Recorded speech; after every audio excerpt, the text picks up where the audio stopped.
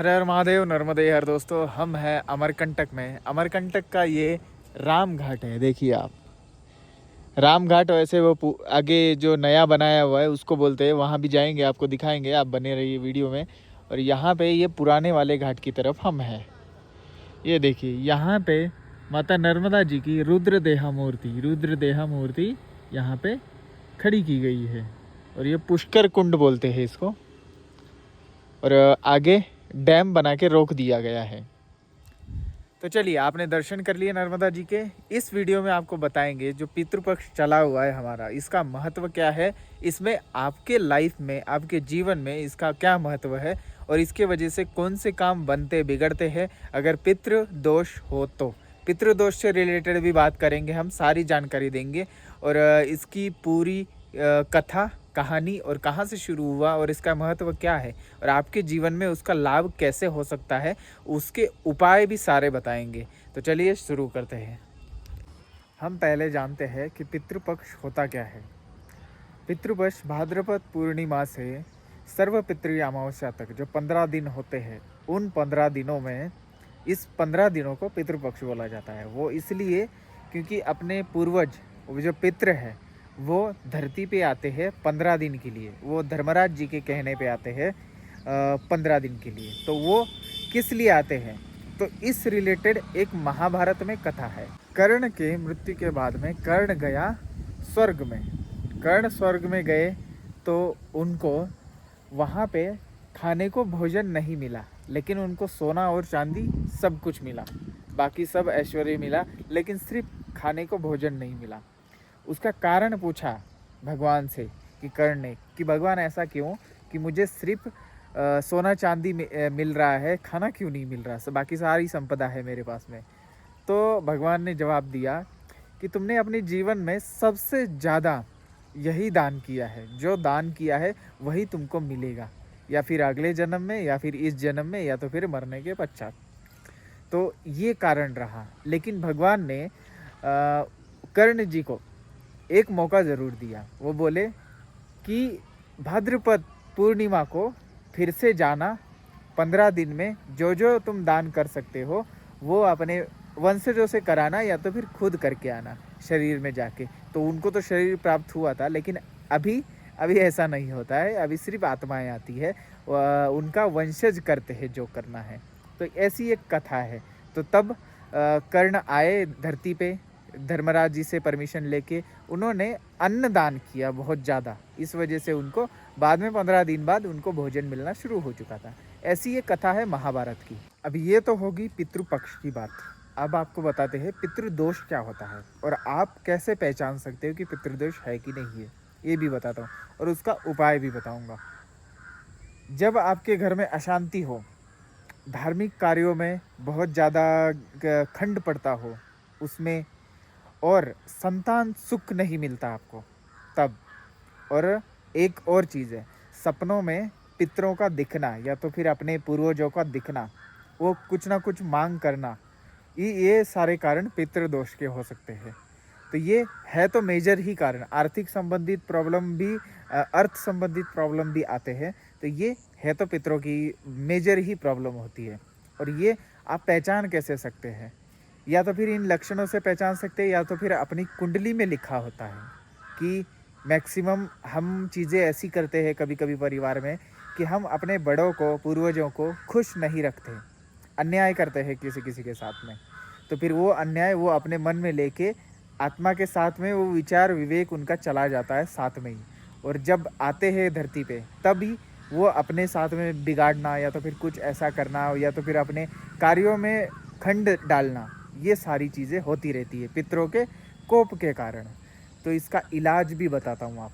पितृदोष का 5 उपाय बताए गए हैं वेदों में।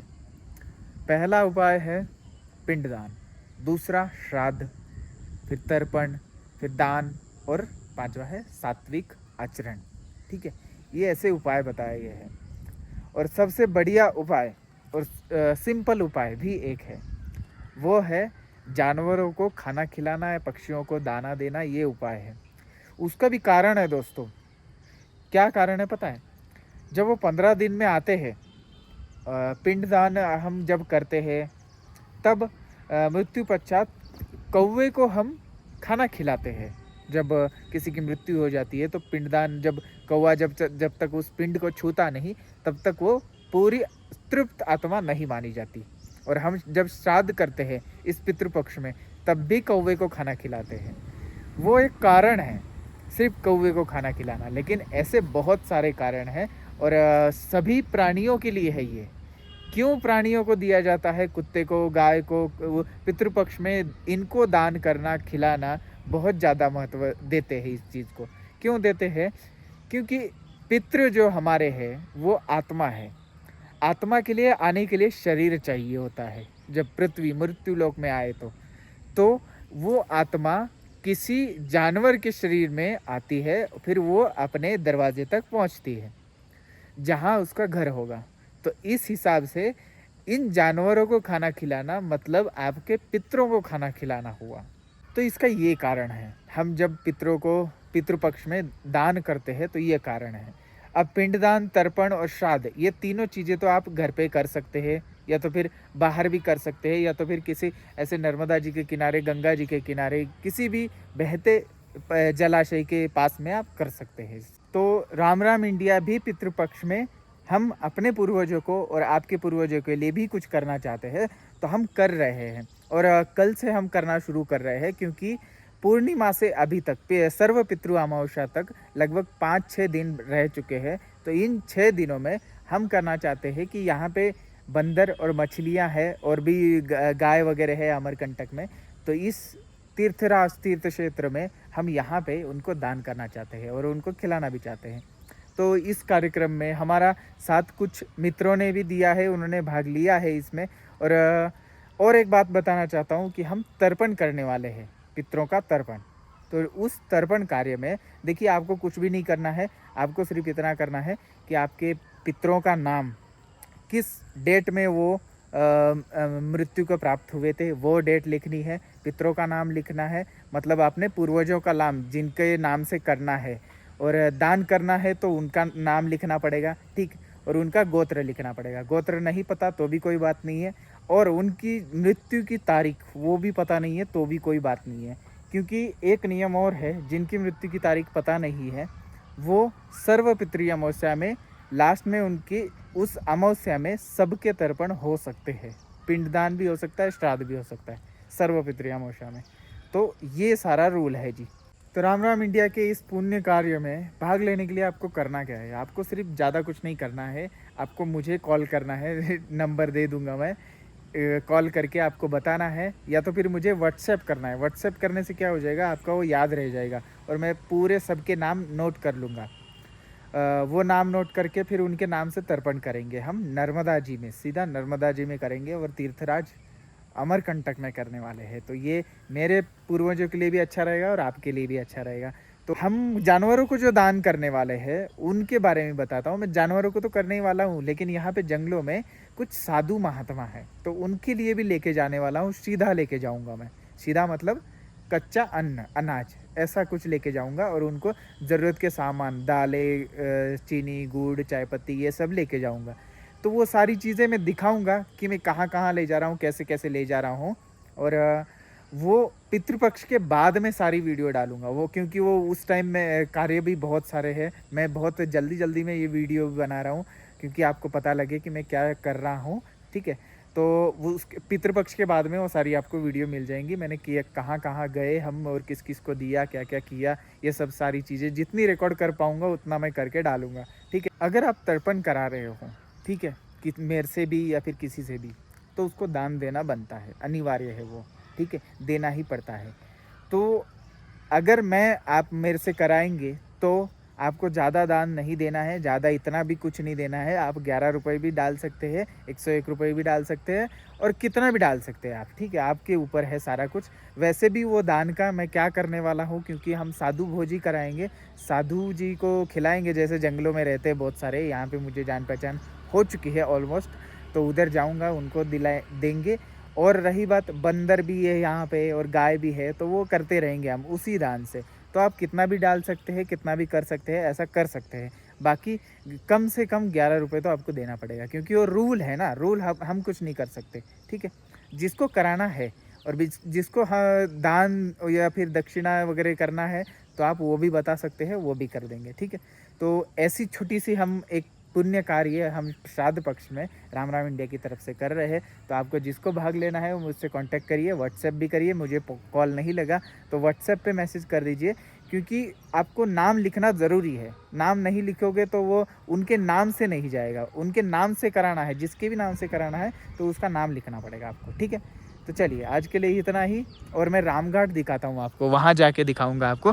फिर रामघाट दिखा के आपको दर्शन करा के माँ नर्मदा जी के फिर आगे बढ़ते हैं। दोस्तों ये कॉरिडोर है रामघाट का, ये देखिए हम है दक्षिण तट पे। ठीक है, और दक्षिण तट पे ज़्यादा बड़ा कॉरिडोर है और ऐसा पार्क नुमा है। देखिए ये वाला, ये सारा ऐसा, उधर पुल है वो दिख रहा है, ये वाला ये पुल है, उधर से उधर वाला रामघाट वाला घाट उधर है, और दोनों साइड से गेट है रामघाट का दक्षिण तट वाला। तो इधर से बंद है, ये लेट खुलता है दोस्तों, इस वजह से हम अंदर जाके नहीं दिखा पाए, उधर जाके वो फिर कभी दिखाऊंगा। लेकिन आपको एक और नई चीज़ दिखाते हैं। देखिए ये सारा अमरकंटक का जो मेकल पर्वत है उसका नक्शा है। ठीक है, और यहाँ पे क्या क्या है देखने लायक और तीर्थ स्थान है, वो नए और पुराने ऐसा दोनों दिए गए हैं जगह। जालेश्वर तीर्थ स्थान है, दूधधारा तीर्थ स्थान है, रामघाट नया बना है, देखिए ये वाला। ठीक है, ऐसा दिखता है ऊपर से। और हम ये जो बगीचे वाली साइड है इस साइड खड़े हैं, ये वाली इधर वाली ये। ठीक है, और ये कबीर चौतरा, माँ नर्मदा जी का मंदिर, कपिल धारा, एक कल्चरी टेम्पल जो हम रोज़ देखते हैं, सोनमुड़ा का ये व्यू है, जो पर्वतों का व्यू आता है वहाँ से। और ये श्री यंत्र मंदिर, माई की बगिया, और ये सर्वोदया दिगंबर जैन टेम्पल। ये सारे पुराने नहीं है, सारे पुराने नहीं है, पुराने बाकी सब है।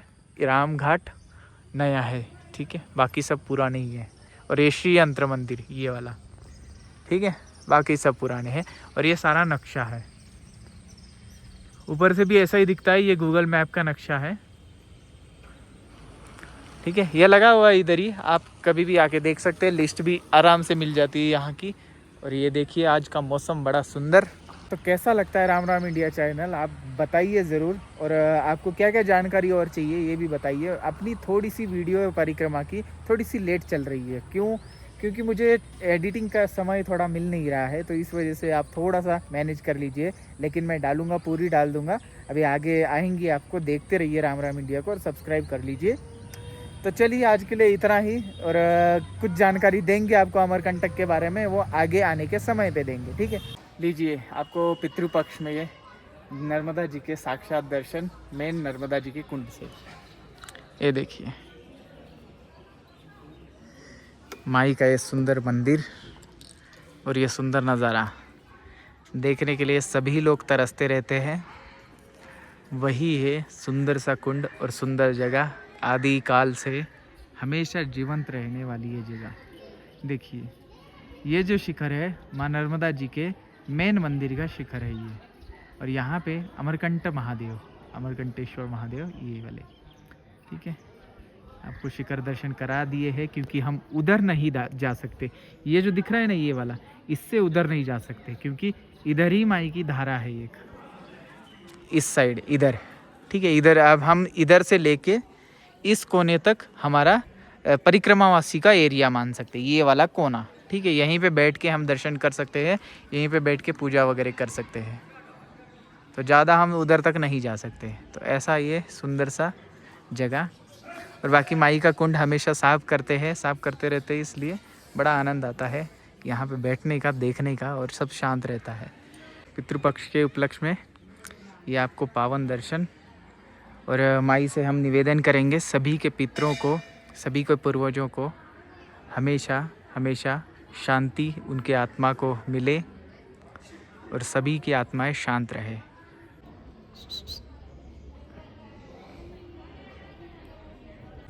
मैं यहाँ से जल लेने आया था ये आके कुछ देख रहे थे।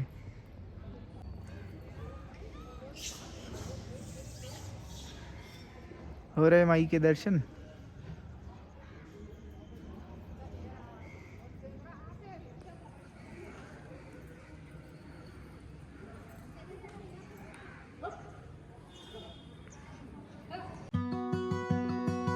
श्रावण के इस पवित्र मास में असली 7 मुखी रुद्राक्ष, वो भी पूरी तरह फ्री। जी हाँ, आपने बिल्कुल सही सुना।